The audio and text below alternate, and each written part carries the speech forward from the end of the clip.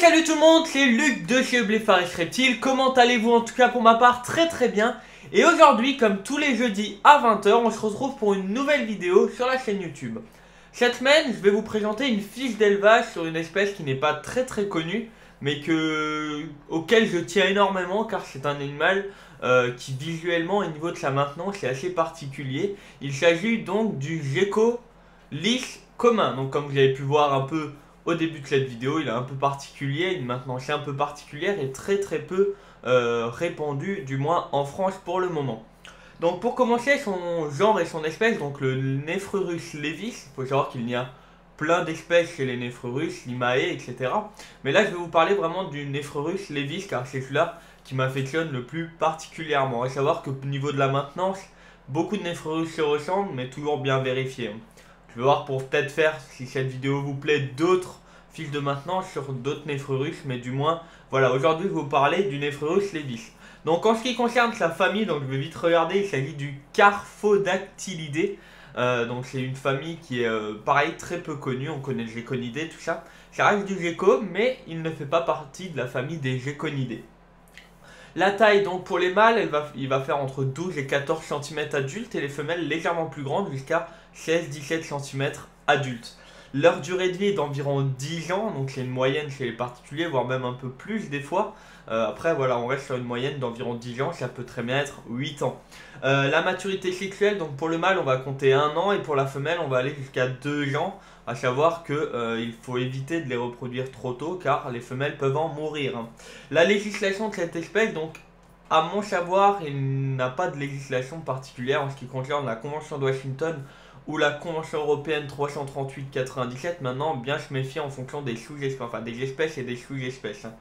Leur morphologie, donc un corps assez trapu, j'ai envie de dire, des couleurs assez particulières qui partent du brun au l'orange vif, voire même couleur lavande, voire rose. Donc comme vous pouvez le voir sur internet en tapant le Nephrurus levis, il y a vraiment plein de couleurs, de mutations différentes et particulières. Donc on peut même partir de bandes, voire des strips sur le corps. Donc voilà, il y a vraiment des mutations vraiment diverses et variées en fonction de l'espèce et de la mutation surtout. Donc autre particularité, il a vraiment une queue assez grosse et surtout au bout de la queue qui est très fine, une petite boule. Donc voilà, c'est une particularité de cette espèce qui est quand même très peu répandue. Pareil, la pupille des yeux est dans le sens vertical, donc voilà, j'étais en train de horizontal, c'est vertical, donc voilà, qui fait rappeler à la famille des Geblepharis. Voilà, donc pour la morphologie, en ce qui concerne l'origine, donc c'est en Australie qu'on le retrouve. Après, il faut savoir qu'en fonction de là où vous allez en Australie, vous allez trouver différentes espèces. Le Nephrurus est basé en Australie, mais si on va à l'ouest de l'Australie, par exemple, on va trouver différentes espèces que du McDonnelly qui se trouve plutôt au centre de l'Australie. Donc je regarde un peu parce qu'il ne faut vraiment pas que je me trompe dans ce que je dis. Donc un rythme de vie, donc c'est un rythme de vie nocturne, on va le retrouver des fois réveillé 1, 2, voire 3 heures avant le coucher du soleil ou après le lever du jour. Mais c'est vraiment un rythme global qui est nocturne. On va le retrouver surtout très actif entre les périodes de septembre à mars, février-mars, parce qu'en fait là-bas c'est l'été. Tandis que chez nous c'est l'hiver et le reste de l'année il est beaucoup moins actif. Il est actif mais beaucoup moins. L'habitat naturel, donc on va le retrouver dans des zones sablonneuses où en fait il va creuser des terriers. Donc c'est un peu particulier comme espèce, ça fait penser un peu aux rongeurs. Il va creuser des terriers pour avoir une certaine hygrométrie et boucher les terriers. Donc ça je vais en venir après dans l'habitat de maintenance à la maison. Il faut faire attention que le terrier se bouge pas. Donc en fait il va aller, façon de parler comme les jeunes disent, il va aller squatter. En fait il va aller squatter dans les terriers des rongeurs ou des petits mammifères en globalité. Voilà. tourne la page parce que j'ai vraiment des feuilles pour pas oublier ce que je dois vous dire. Donc l'habitat, le biotope de maintenance. Donc là je vais vraiment regarder pas mal de fois la feuille parce qu'il y a vraiment beaucoup de choses à savoir. Donc pour commencer, pas de maintenance avec plusieurs mâles parce qu'ils se tuent. C'est clair et net. Minimum 50 par 40 par 40. 50, 40, 30 gros minimum. Avec voilà, un fond très sablonneux. Des cachettes point froid, point chaud, et dans les cachettes il faut une certaine hygrométrie parce qu'en fait dans tout le reste du terrarium il faut un milieu désertique et à l'intérieur des cachettes il faut de l'hygrométrie parce que c'est vraiment ce qu'il va rechercher, hein. Voilà, donc il faudra humidifier donc sous les cachettes 2-3 fois par semaine, hein. Ensuite, il faut penser à avoir une bonne couche de sable parce qu'il va creuser des terriers et surtout un sable qui tient bien. Si vous avez un sable trop léger, il va pas pouvoir creuser dedans. Donc voilà, c'est assez particulier. Donc toujours garder un œil pour pas voir s'il bouche les terriers comme je vous disais parce qu'il faut qu'il puisse aller boire, s'hydrater. Et si le terrier est bouché, il peut pas aller boire correctement. Et donc là, ça porte problème.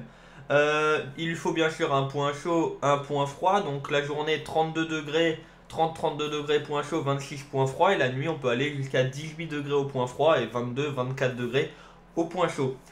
8 à 12 heures d'éclairage par jour, un UVB bien sûr, 5.0 pour les patterns plus clairs et 10.0 pour les patterns plus foncés. Le pattern c'est la couleur de la couleur de la mutation, hein. Une hygrométrie de 60 à 70% dans les cachettes donc. Point chaud, point froid, et le reste, 30-40% d'hygrométrie, plutôt du désertique en dehors des cachettes. L'alimentation, donc la mange des petits insectes, alors du petit grillon, de la petite blatte, petit verre de farine, enfin voilà, vraiment des petits insectes. On peut même donner aux adultes des bébés souris, donc les souriceaux, les rogers comme on les appelle. Moi personnellement j'aime pas trop, mais on peut le faire, les adultes peuvent aller en manger de temps en temps, hein, attention. Des compléments alimentaires, oui. Calcium une fois par semaine. Vitamine D3 une fois toutes les 2 semaines à lui donner, hein. A savoir que c'est un animal qui est très très vorace. Donc dès qu'il va avoir à manger, c'est manger, il faut que je mange. Donc vraiment lui donner régulièrement. Même si c'est des quantités un peu plus réduites. Mais vraiment lui donner régulièrement. Et surtout faire attention qu'il ne fasse pas d'occlusion, hein. Donc en fonction du sable. Donc le mieux c'est de les nourrir en dehors du terrarium. Mais vraiment vérifier. De plus, l'avantage si vous le nourrissez en dehors du terrarium, il faut savoir que les femelles sont beaucoup plus voraces que les mâles. Donc le mieux c'est de les séparer afin que vous puissiez vérifier que le mâle mange également et pas que la femelle mange tout. Le sexage, donc le renflement de l'hémipénis chez le mâle, le renflement qu'il n'y a pas chez la femelle. La reproduction, donc là c'est vraiment quelque chose qui va prendre pas mal de temps dans la vidéo. Donc bien attendre la maturité sexuelle du mâle et de la femelle, vu que ce n'est pas la même, premièrement.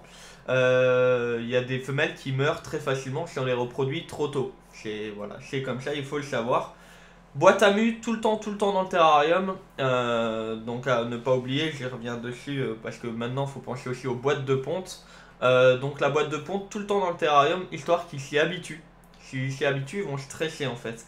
Évitez de manipuler tout quand c'est les périodes parce que ça va stresser les sauriens et donc ils vont pas se reproduire correctement.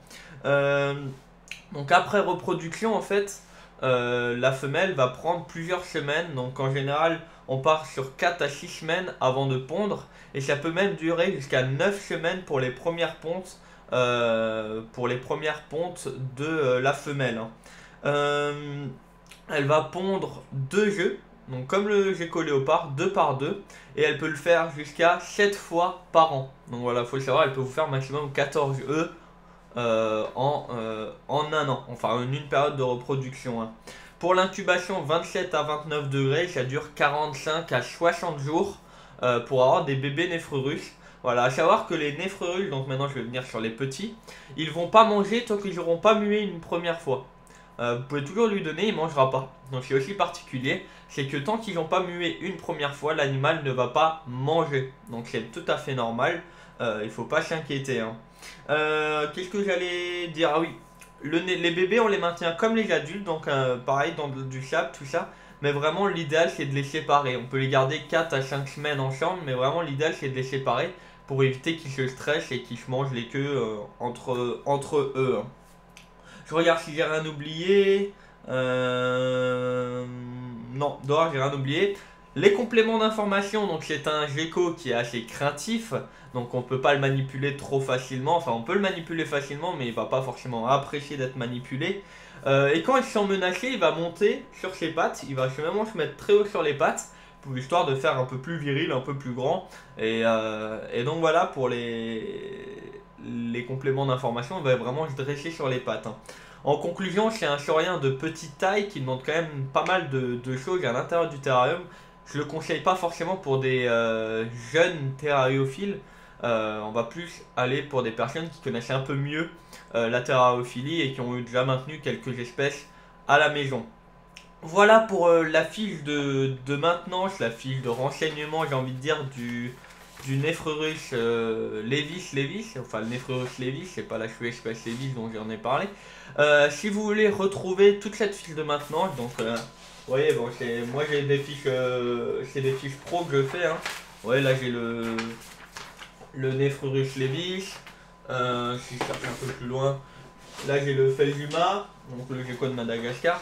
Voilà, ce que je peux vous proposer, c'est de me rejoindre sur la page Facebook qui est dans la description, donc, et de me demander par message privé à LuxGeckonidé si je peux vous l'envoyer. Donc je l'envoie en format JPEG, ce qui fait que c'est des fiches qu'on ne peut pas modifier, c'est vraiment des choses que j'ai appris de moi-même, que j'ai recherché, que j'ai essayé. Et donc voilà, il n'y a vraiment pas de règle exacte, faut le savoir. On peut le maintenir aussi à 33 degrés, il va pas en mourir. Mais bon voilà, c'est vraiment la base pour la maintenance du Nephrurus levis. Vous pouvez me rejoindre sur Facebook, sur YouTube en vous abonnant. Donc encore merci, on a dépassé les 1000 abonnés, ça fait énormément plaisir. Et tous les mardis à 21 h sur Twitch, je suis en direct pour répondre à toutes vos questions. Donc si vous avez des questions qui vous travaillent, même si c'est sur des choses qui n'ont rien à voir avec les reptiles, ça peut être avec l'aquariophilie, hein. Vous pouvez me rejoindre le mardi à 21 h sur Twitch, le lien est dans la description, et posez vos questions en direct et j'y répondrai. Vous allez voir ma tête, hein, en direct sur internet. Voilà, donc je pense que j'ai fait le tour. Si cette vidéo vous a plu, n'hésitez pas à mettre un pouce bleu, c'est la plus belle récompense que vous pouvez donner à un youtubeur, que ce soit moi ou un autre, hein. C'est totalement gratuit et c'est ça qui permet de voir si notre travail est plaisant et satisfait notre communauté. Et mettre des commentaires si vous avez des questions, si vous voulez une fiche de maintenance sur une autre espèce. Voilà.